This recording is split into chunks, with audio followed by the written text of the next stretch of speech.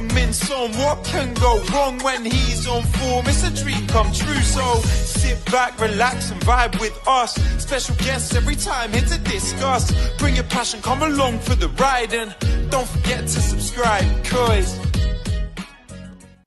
Hello and welcome to another episode of Hollie Hotspurs Live, where tonight we sadly have a defeat to kind of talk about at home once again, which is pretty much, a common denominator at the moment with our home form. But nevertheless, to do it all and more, to talk about what went wrong, I'm joined by two fabulous guests. So first of all, Mitch, it's amazing to have you back on the channel. How are you, my friend?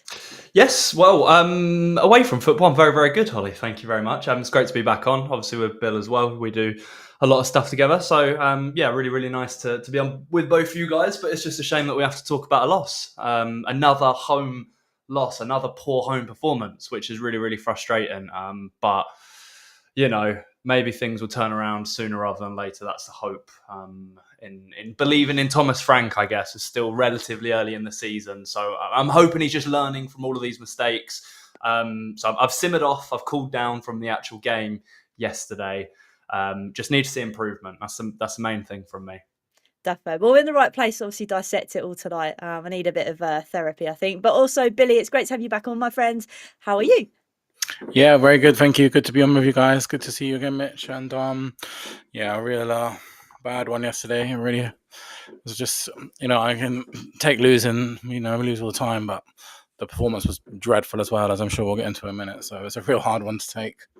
Yeah, defo. We will kind of go into it in more detail, but yeah, it was a difficult one to kind of stomach, so to speak, especially at home again, which we'll get onto a little bit later on. But like I say, welcome to everybody that's tuning in, that's watching live. Make sure you come and say hello in the chat. And like I say, if you're rewatching this, fabulous stuff, make sure you hit the like, hit that subscribe button, and follow these two amazing guests as well. But let's kind of dive straight into it. Now, Mitch, I'll come to you first. I know we've touched on it a little bit already, but what was your kind of overall thoughts on the game itself? Do you know what? It's a weird one. It's one of those, if we'd have walked away with 3 points or even a point, I probably wouldn't really be deep in it as much as I am, because I feel like we've played the way we did on Sunday a lot of times this season, but we've walked away with points in other circumstances, but this time it didn't work. So I feel like it's also a lot easier to nitpick and pick up on the problems and issues, but they're still the same issues that we were talking about after the Bournemouth defeat, and a few other games as well that I'm sure we'll get into in a bit more detail.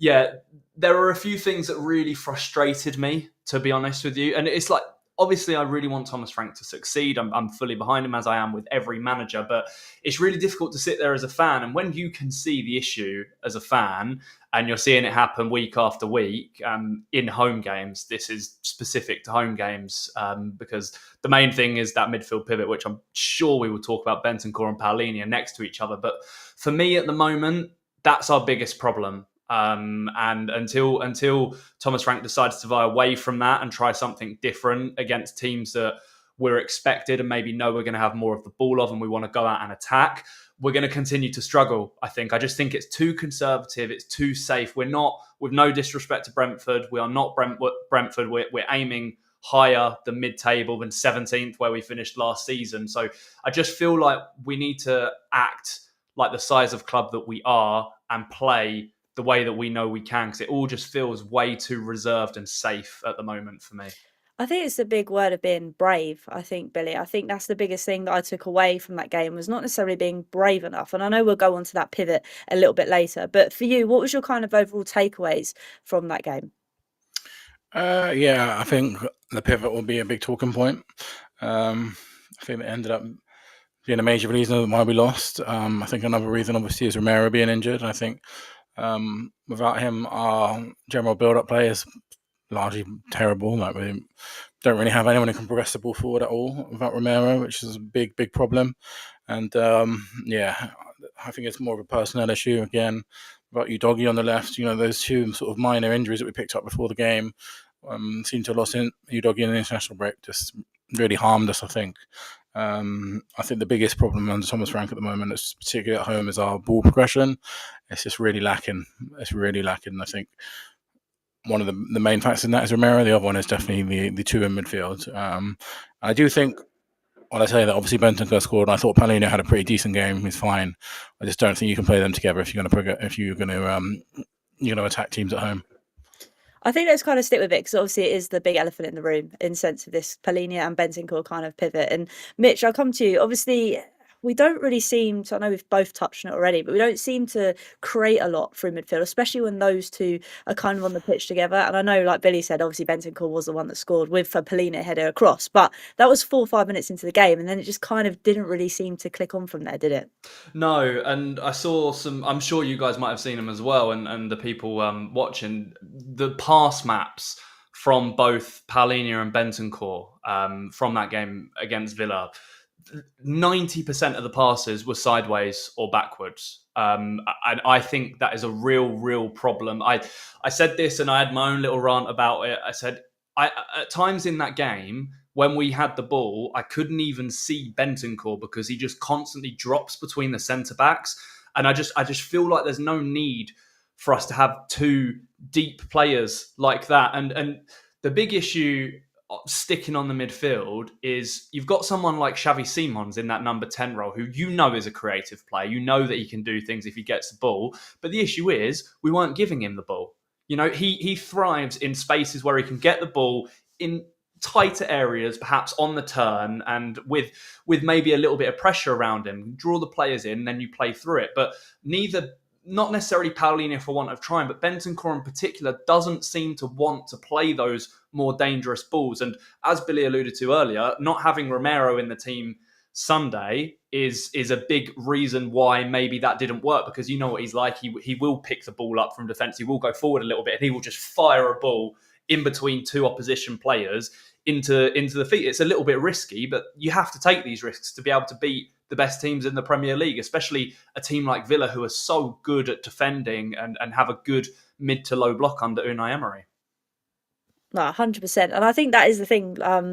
As much it was a blow to obviously have Romero not in the sides, with Danso, I feel like he was a good step up. But like you say, that progressive kind of ball coming through from Romero, we do kind of miss that quite a lot. And obviously Billy as well, like Mitch has just mentioned with Simmons, he has been ghosting a little bit, but that is purely like Mitch has said, because of the kind of heat map of the passes, Harry Winks-esque, as many people would say, that sideways passing just isn't what we need at the moment, especially at home as well, at our own fans. Like, it doesn't excite me. It doesn't actually get the ball going how we need it to.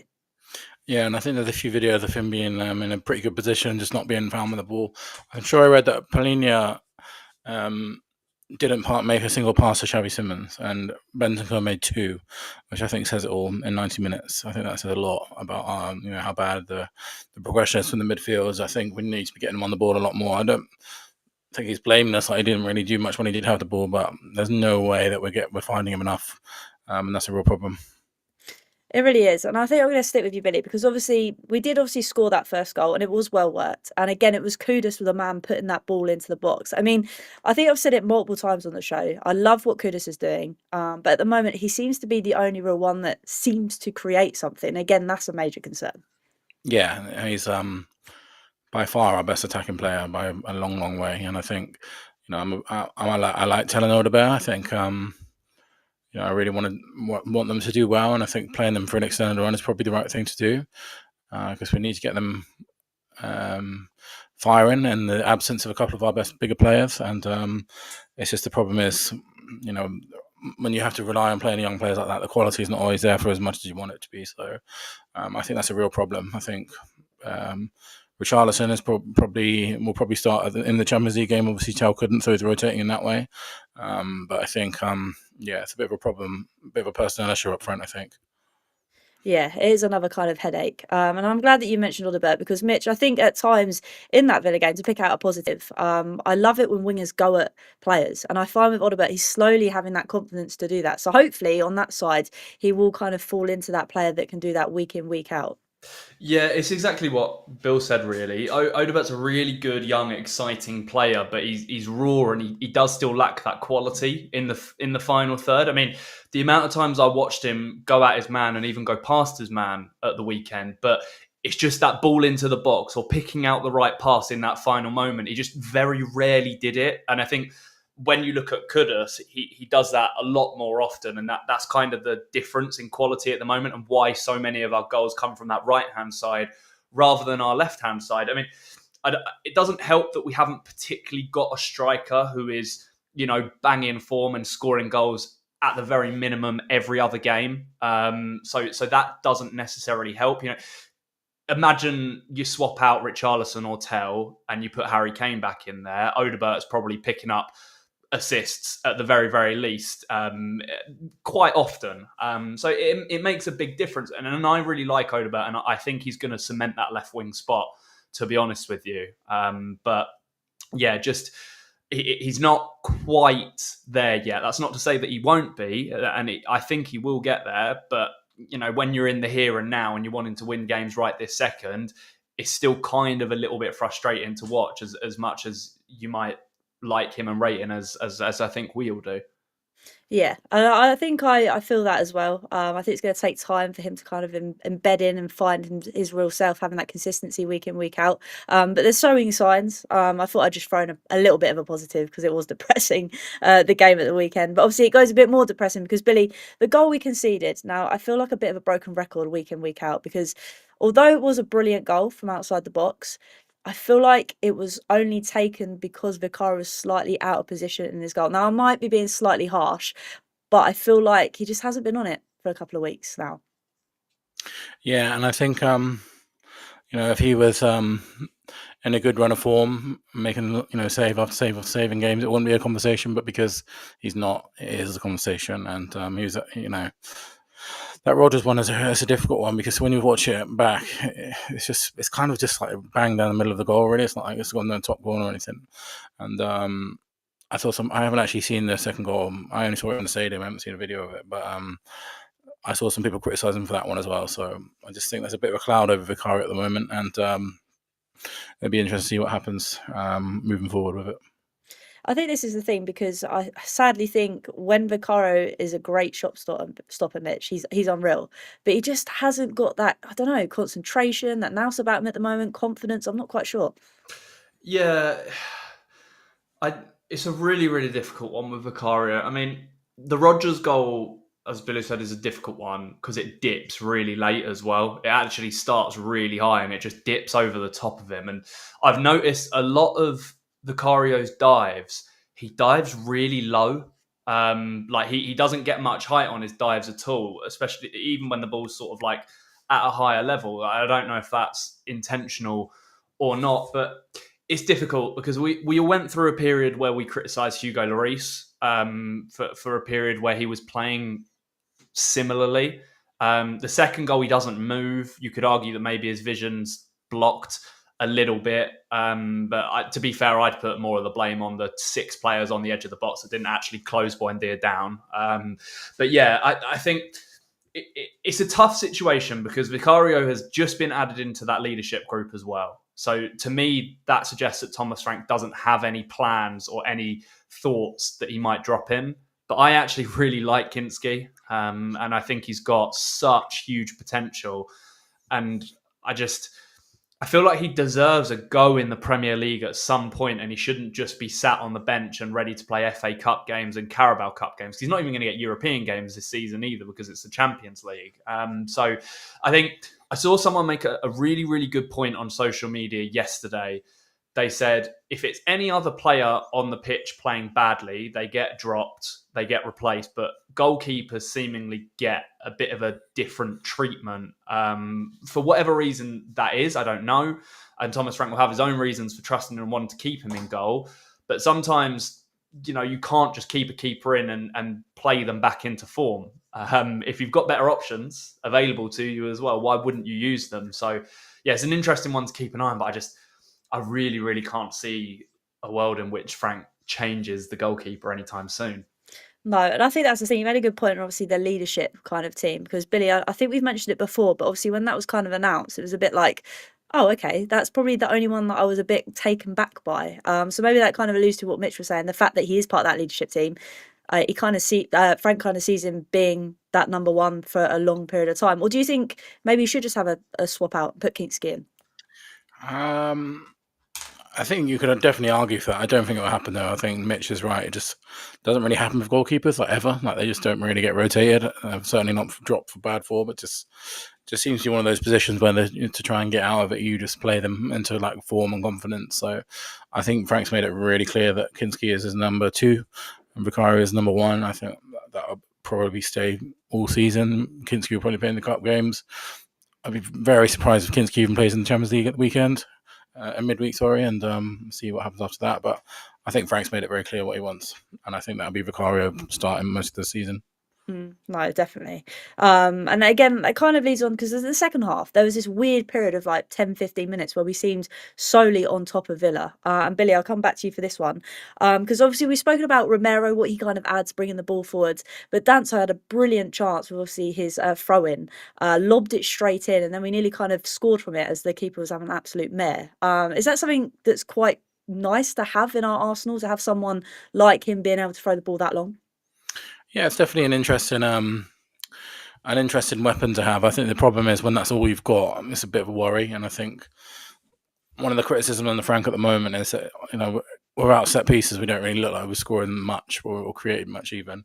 And it's just a bit like it's not really the kind of football that I want to go and see in that stadium. Like I pay for the highest season ticket prices in the country, and like we're just watching a man lob it long into the box every opportunity, and it's fine if it's effective, and it is effective because we are set pieces. We're scoring a lot of goals with set pieces, but I think we've really got to work on our attacking play to make it more at home, in particular, to make it more of a fortress. Because at the moment, if we don't have set pieces, we have nothing. That's very true. I was very clutching at straws then, but it is true. I did think Danso was really good yesterday. To be honest, I think he's a good player. It's just you just can't. No one in the world can replace Romero. You just can't. No, that is true. And like you say, to kind of, as much as obviously the level wasn't dropped as much, I know we've spoken about how much Romero adds in kind of delivering the ball. He is a great defender, Danso. So I am glad that we do have him. But like you say, we do miss so much when we don't have Romero. And Mitch, I kind of want to come to you for this one because obviously we've kind of spoken a little bit how obviously our home games, we're not really a fortress at the moment. And there's been a lot of talk obviously about the atmosphere at the ground not being great. And I think that is purely because we're not playing great football. How can you kind of get behind something that isn't enjoyable or exciting to watch? Yeah, look, my stance on this is a bit of both, right? Obviously, the atmosphere is going to be better when you're playing good football, you're playing exciting football. And the argument from Spurs fans and all of us, when we're there is, when you win 3 of your last like 18 home games, like fans paying all of that money to turn up and watch their team drop points most weeks inside that stadium that charges one of the highest ticket prices in Europe. So, we all have an argument to say, well, why would the atmosphere be any good? On the other hand, it makes a huge difference when the team are playing poorly if the atmosphere is top. Like, it will lift the players regardless. It will make them play better. It's part of football. It's embedded into football. The fans being behind the players. I do think we have an atmosphere problem. I really, really do. I think there have been occasions since it opened, and the stadium's been open 6 years now. It's not a bedding in process anymore. It's not a new stadium anymore. It's been 6 years. There have been matches and occasions where the atmosphere has been absolutely electric, right? During the big cup games, the Champions League nights, all of that, the atmosphere is naturally better. But more often than not, it just feels dead quiet. And I don't go every week and I don't go to every home game, but I do go a fair amount across the season. And every time I'm there, it's just, I just sit there and I think, it's just not great. And you get sections where fans are trying to start chants and build something, create an atmosphere. And you've got people looking around at them sort of like, oh, what are you doing that for? And it seems like it's quite a big problem. And I'm hoping some of the community pages and obviously THSC flags and everyone else who works with the club have some discussions about how we can lift it every week, not just for the odd occasion, because I do truly believe that it will make a big difference in the down periods where the performances aren't as great. I don't know, maybe I'm being maybe I'm being harsh for the people that go every week. I mean, Billy will tell me he goes more often than me. Go on, Billy. Far away. How do we what do you kind of make it? Is it a problem that we need to kind of address? How do we address it? Because obviously I don't go every week either. So for your kind of perspective, Billy, what do you make of the atmosphere, and how do we improve it? It's a bit of a chicken and egg situation, the atmosphere, because when the team are playing well, the atmosphere is better. But then there's the argument: well, should that be the case, and should the atmosphere always be good, like Mitch said? And I think the way that you need to improve it is we've got to empower these fan groups, like THFC Flags, Rise the Shelf, the fan advisory board. They've got to get talking to fans, see what happens. Massive factor in all of it will be ticket prices. Like, the fact of the matter is that young fans are the ones that generally make the most noise, are the ones that are being priced out at the moment. So that's a big problem. I think they need to do a lot more of the club. They need to do a lot more,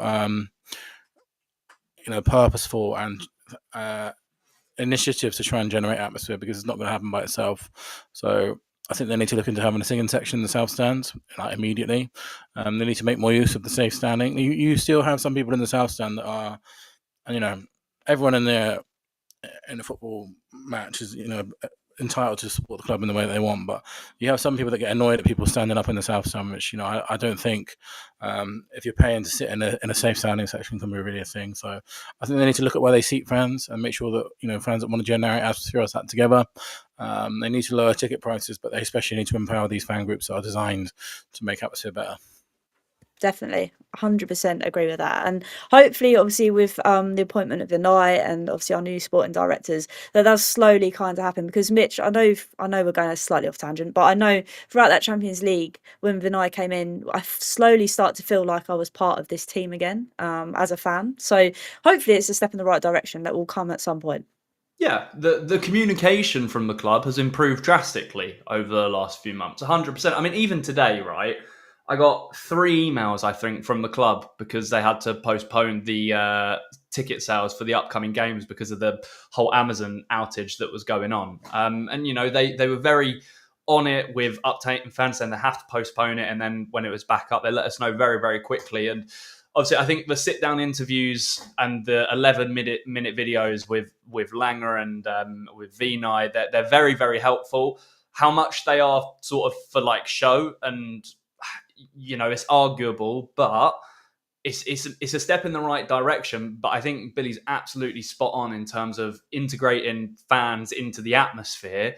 The club do need to do more to make it work, because there 100% are initiatives out there and ways that they can improve the atmosphere in that stadium. It's whether the club want to, because, again, as Billy said, the main problem is the ticket prices, and pricing those fans out of the stadium. We have a bigger stadium than White Hart Lane, but I'd be interested to see how many fans or young fans that went to White Hart Lane when the tickets were cheaper now come regularly to a Tottenham Hotspur stadium. So yeah, the communication's good, but communication doesn't really matter if it's not sort of helping with the big picture stuff, which is ultimately doing whatever we can to achieve better results on the pitch, and the atmosphere is a huge part of that. I can't agree more. I 100% with all of that you both have said in terms of how we kind of improve the atmosphere, because it is a bit of a worry in terms of as well of how we're performing. But Billy, I guess there was another positive, and that was the fact we got to see Colin Mawani on the pitch. Although obviously he didn't get a goal, which I must admit his kind of attempt at swinging the ball into the net, where he completely missed it. But it's a positive sign to hopefully see him come into the side, because we've spoken a lot tonight about obviously having options up front not being very great at the moment. To have him back fit, hopefully, is a good thing in the right direction. Yeah, we need more attacking players badly. We're just not scoring enough goals between our strikers. We're relying on people like Kudus to chip in with the goals at the moment. Richarlison scored some good goals at the beginning of the season, but we're really relying at the moment on more from our firepower up front. So it's been a bit of a concern. I think one of the biggest things at the moment is obviously we really miss Solanke as well. I think fans will be desperate for him to come back. And Mawani, I still think he looked a little bit of a way off. And at the beginning, I saw Frank doing an interview before the game where he said he's miles off being ready to start, which is a bit of a concern. So I hope he can get fire into him, because we just, at the moment, I think we all agree our biggest problem is our attacking. So that's where we're at. Yeah, it is a bit of a concern. It's a massive concern, to be fair, because we've spoken already about that kind of midfield kind of dynamic, Mitch. I mean, do you think Frank is going to be the type of person to be like, right, actually, I do need to switch up? Because we've seen this kind of two duo for quite a while now. Do you think that was the final straw at the weekend, or do you think we'll continue to see it? No, I think we'll continue to see it based on what he said both yesterday and I think he'd been speaking today, or whether they're delayed quotes from yesterday's after yesterday's game. But he put a lot of emphasis on the fact that we need to be better in the final third. To me, that kind of comes across as that the midfield isn't the problem. I think he really, really likes Bentancur, and Palini is undroppable at the moment, in my opinion. So that's just a natural pairing for him. But fans make noise, and the players and the managers and the coach and stuff, they hear the noise. So they'll be well aware of what the public opinion is of his team selections. And he's been very, very open about receiving criticism and learning from mistakes. And he made it very clear after the Bournemouth game that he set up wrong and he will learn from that mistake. And it felt like a very similar mistake in that Villa game. So next weekend, what is it, Everton away, I think, in the Prem next weekend. See, I can't see him changing it for that because it's a tough away game. You probably need your midfield pivot of Bentancur and Paulino, but that's where he needs to sort of understand that the away games are going to be tougher. The home games, you want to be more on the front foot. So that's where you rotate it. The thing that's the most frustrating thing for me, Hollie, is that we have so much midfield talent. I'm a fan of Bentancur, right? And I think he's a really good player when he's on it. But Papsar, Lucas Bergvall, and Archie Gray are such great talents. Papsar, until he got that slight knock and then hasn't really been put back into the starting 11 since then, arguably our best player this season. And we've barely seen a sniff of him. You know, he come on, set up the goal for the Wolves game before the international break as well. He was an absolute powerhouse. And I know a lot of the time he was playing in that number 10, and with Xavi now in that role, it's maybe a bit more difficult for him to find a place. But I just feel like even Bergvall or even Archie Gray alongside Palhinha, they offer a little bit more in terms of progressing the ball, either dribbling or passing or whatever it may be. Yeah, I mean, it won't be Bentancur and Palhinha the entire season because we have so many games and there will be rotation. I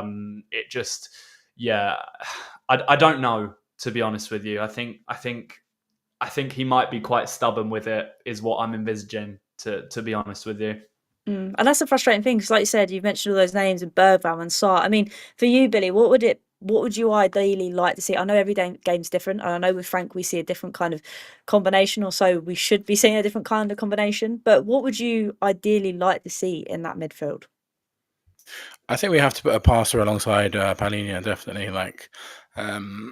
For me, I think of the two players, Palhinha is the one that you can't drop out of him, Bentancur, just because of how good he is at breaking up play. And then you just put a passer alongside him, someone who can progress the ball a bit better, either Sarr or Bergwijn. I don't really have much preference between the two of them because I think they're both good at really different things. You know, Sarr is much better at running with the ball. Bergwijn can play the passes, really creative player. So you got to be having one of them alongside Palhinha, though. I think for me, I'm not really bothered which one of the two. And then hopefully, then we have to be getting Xavi Simons on the ball more. We have to be doing that. So that would be the directive of whoever they're alongside Palhinha, and you need to play Xavi Simons in a bit more. Because I think, like we said, that is the biggest issue at the moment. We're not being able to find him. And that is a concern because, again, at the moment, we don't really have a lot of creativity outlet. He is the man that can kind of produce that bit in the final third. We just got to get the ball to him. So, yeah, it was a frustrating game, obviously, against Villa to lose 2-1 at home once again. But we're going to kind of look ahead and we're going to look to Monaco on Wednesday. Now, Billy, I'll come to you first. Obviously, they're 7th at the moment. They drew 2-2 to City. Obviously, it's a away game for us. So, in that respect, how are you kind of feeling going into it? I think the Man City game should probably tell you everything. That it's not going to be the easiest game in the world. If we can somehow win it, it'd be fantastic. We need a big performance now after this weekend. If we get beat on Wednesday after getting beat at Villa, suddenly things start to turn very quickly. And with our fan base in particular, things could get sour really quick. So I think we need a good performance. I don't think a draw will be a disaster by any means at all. I think if you draw your away games in the Champions League and win mostly home games, will be fine. you'd look at Monaco as a team that's not, the someone to fear in the Champions League, but I think that Man City result tells you everything. It's not going to be a gimme at all. If we can get a win there, it would be a massive boost for our Champions League, I think. Definitely, and obviously in the grand scheme of things, as well, after losing to Villa. But Mitch, I'll come to you as well. What's your kind of thoughts on this away game? Again, at the moment with our form, maybe an away game's not too bad, but as we know in Champions League, that is slightly different. Yeah, it depends what Tottenham turns up. If we play like we did against Bodo Glimt, then it could be a very long evening for us. Monaco are, I think, an underappreciated side in the competition this year. They've got some good talent. Obviously, no Eric Dyer for them. I think he's injured, which is a bit of a shame. But yeah, they've picked up some good results this season. They've got a lot of firepower that are definitely capable of hurting us, especially if Romero's still out for this one. So yeah, we need to be really, really wary. And as Bill said, I don't think a draw would be a disaster at all for this one. As long as we win our home games in the Champions League and pick up some points on the road, I think we'll be okay. Obviously, we should be aiming to win every game. But it's not that simple in the Champions League. And like we've already said, they gave City a very, very good game already this season. Yeah, I think the biggest concern for all of us is obviously Romero, because Billy, I don't think Frank's actually said how long he's going to be out for. He's just quite putly said, oh, it's an abductor. I'm not sure how long that's going to be. I mean, for you, if he's not 100%, there's no point risking him, is there? No, definitely not. And then, we've got some absolutely massive fixtures coming up soon. We've got Chelsea, Man United, Arsenal on the horizon next month. So, yeah, we have to be really careful because he's so important to us. And that means he misses out a couple of games to be fit for longer. We've seen it in the past many times with Tottenham try and rush players back. In fact, we did it with Romero, I think, twice in the last 2 seasons, and it ended up injuring him more. So, we have to be really careful. Hopefully, it's one of those things where it's actually a small injury, because we get told that a lot at Tottenham, and it ends up being we never see the player again for like 2 more years. So this one, I hope, is actually genuinely a knock, because we're going to really miss him if not. And the thing is as well that everybody's joking about, obviously, there was no Argentinian game coming up. So you can concern that it is an actual injury for this one. But Billy, I know you need to shoot. So thank you very much for coming on the show tonight.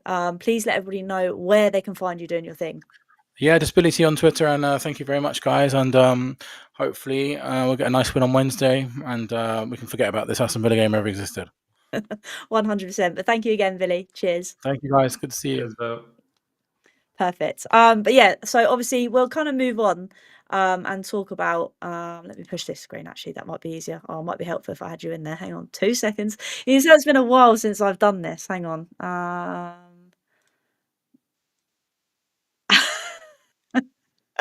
Don't be silly. There we go. Bosh. Right. So yeah, we've obviously got that game on Wednesday, but we better look ahead as well, obviously, to our game at the weekend on Sunday against Everton away. Now, I know we've slightly mentioned it already somewhere in the show, but obviously they are 12th at the minute. They drew to West Ham and beat Palace, so it's not going to be an easy game for us. No, we have a bit of a weird relationship with Everton. I feel like we struggle quite a lot away from home, and we always batter them at home. So away from home, they're still riding the highs of being in their new stadium. I think they've got some good talent on the books. David Moyes has really obviously come in and re-steadied the ship there. So yeah, not going to be an easy game at all. Jack Grealish in really, really good form, and Dye, excellent player. I think they're having a little bit of a struggle up top with their striker situation, Beto, and the other fella. I don't think they know who their starting striker is yet, but they've got good players. They're capable of beating us if we don't turn up. So yeah, especially away from home, it's going to be another one. I feel like it's going to be very similar to the Leeds game, to be honest with you. It's got that sort of feel to it, and yeah, we're going to have to be on it, and it's going to be difficult, obviously, coming off a midweek Champions League game as well. So it'd be interesting to see if he does rotate for the Wednesday game or for next weekend. Yeah, because this is the thing, because I know we've spoken heavily about this kind of duo at the moment, and I think everybody's talking about it as well. But it's kind of like, I know we kind of spoke about potentially maybe using it against Everton, but do you think he maybe just be like, let's do Monaco and then switch it up for Everton, or do you think he is literally going to change it on Wednesday? I think we'll see some changes on Wednesday. whether it's Palhinha and Bentancur, I'm not entirely sure. They can't play 2 games a week for the whole season, so there will have to be rotation at some point. And the good thing is, I'm hopeful that Frank at least sits there and trusts the other midfielders to be able to come in and do a job when one of them needs a rest. Because Palhinha is 30 as well. Like, he's not 25, 26 years old. He'll need a rest at some point as well. So yeah, it's very much dependent on what Frank is valuing at the moment. And my gut tells me he's probably valuing a better result against Everton next weekend than he is against Monaco on Wednesday. I'm not saying the Monaco game's a free hit, but I feel like there'd be more anger if we lost next weekend than if we lost on Wednesday, if that makes sense. No, it does. And I think that's because as well, we've kind of set ourselves up fairly well in the Champions League, picking up the points when we can do. Whereas obviously Everton, if we lose again in the Premier League, it's just, I don't think it's going to be meltdown. But I think if people are starting to see that he's stubborn playing these 2 in midfield and not necessarily switching up, I think that's where the anger will kind of come from.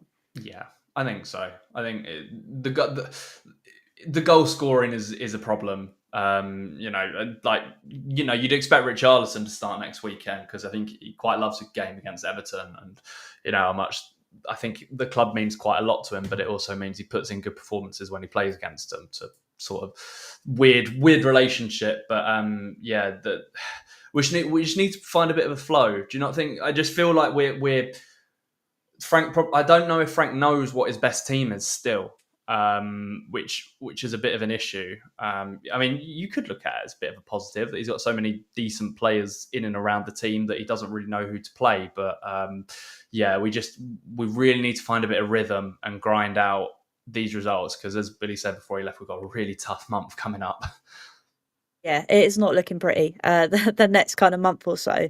But that being said, obviously, I am trying to do a new thing on the show and try and get people's kind of scores. So I know it's a little way off, obviously, with Wednesday, etc., see who's going to play, etc., for the Sunday game. But for you, if you had to say now, what would the score be against Everton? What would you say? My head is telling me to go with a draw, to be honest with you. I was gonna say 2-2, but there's just not. And then we're not massively scoring too much at the moment. So I think I would go, if I had to say right now, with that Villa game still fresh in my head, I'd probably go with a 1-1.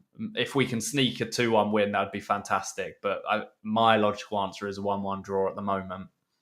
I don't think that's not a bad shout, to be honest with you. I think right now, after, like you say, that Villa performance, I'd take a draw, which isn't defeatist. I think it's just where they, like you said, they don't necessarily have a strike force. They're not sure what their best kind of striker is up top, and we have no idea at the moment with Solanke being out.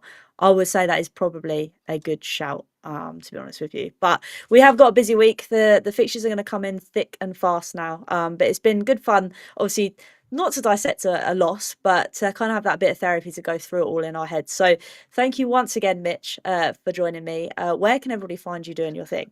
Yeah, just YouTube, TikTok, Twitter.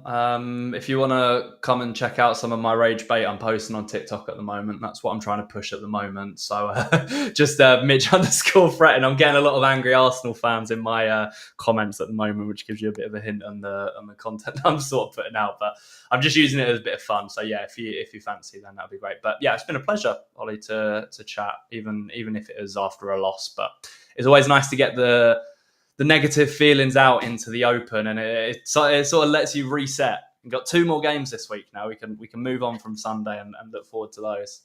Right, defo, 100%. That's what I mean. It's not as bad as last season. Last season was literally every Monday was a therapy session. This one's a little bit more calm. But no, it's been a lot of fun tonight. Obviously, as well, check out Billie too. And like I say, thank you to everybody that's been in the chat tonight. Has been enjoyable. If you're rewatching this, thank you very much. Please make sure you hit that like and subscribe button. Hollie Hotspurs Live will be back next Monday to obviously dissect that Everton game. Hopefully a win, if not a draw. I don't want to drop any more points or any more 3-pointers, shall I say. But until next time, I guess that kind of leaves us to say, come on, you Spurs.